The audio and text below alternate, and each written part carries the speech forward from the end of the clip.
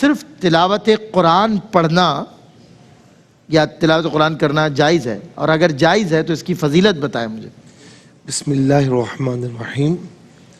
دیکھیں قرآن کریم میں ہی ہے کہ یتلو علیہم آیاتہ، کہ حضور نبی کریم علیہ السلام جو تشریف لائے تو آپ کی جو نبوت کے مقاصد ہیں ان میں سے ایک مقصد یہ ہے کہ وہ اللہ تعالیٰ کی آیات کو مخلوق پر تلاوت کرتے ہیں۔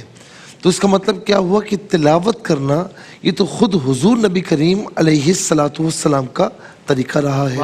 دوسرا یہ ہے کہ اللہ رب العالمین نے قرآن کریم میں کیا فرمایا، ایک تو فقرؤ ما تیسر من القرآن، کہ تم پڑھو قرآن میں سے جہاں سے تمہیں آسان لگے۔ تو کیا مطلب ہوا؟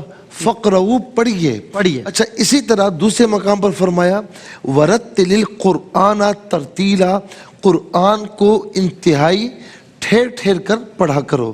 یہ تین آیات میں نے آپ کے سامنے رکھی، اس کے علاوہ اور آیات بھی ہیں۔ اب آ جائیں حدیث کریمہ پر۔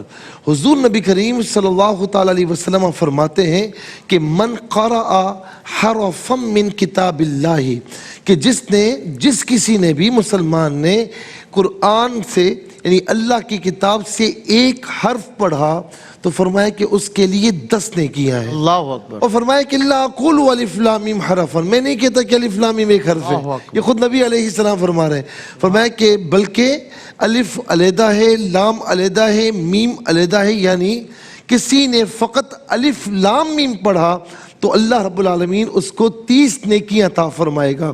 اچھا دنیا میں کوئی کتاب ایسی نہیں ہے کہ جس کو دیکھنے پر بھی ثواب ہو، جس کو چھونے پر بھی ثواب ہو، جس کو پڑھنے پر بھی ثواب ہو، جس کو سمجھنے پر بھی ثواب ہو۔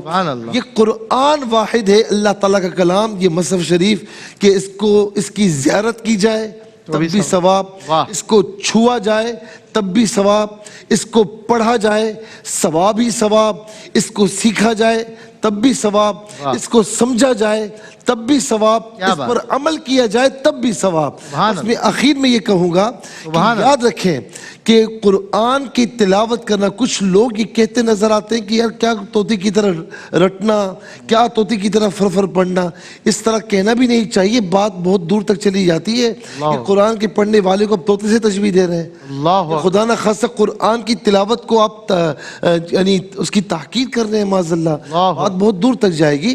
تو قرآن کی تلاوت میرے آقا نے فرمائی ہے صلی اللہ علیہ وسلم، اسی لیے قرآن کی تلاوت یہ تو ثواب ہے، یہ ثواب ہے، لیکن اس کو سمجھنا پڑھنا یہ ثواب در ثواب ہے، یہ سونے پر سہاگا ہے، نور علی نور ہے۔ کہ ایک روایت ہے کہ جس نے قرآن کی ایک آیت کو سیکھا وہ 100 نوافل پڑھنے والے سے زیادہ بہتر ہے۔ جس نے قرآن میں سے علم کا ایک باب سیکھا وہ 1000 نوافل پڑھنے والے سے زیادہ بہتر ہے۔ اللہ اکبر، اللہ اکبر۔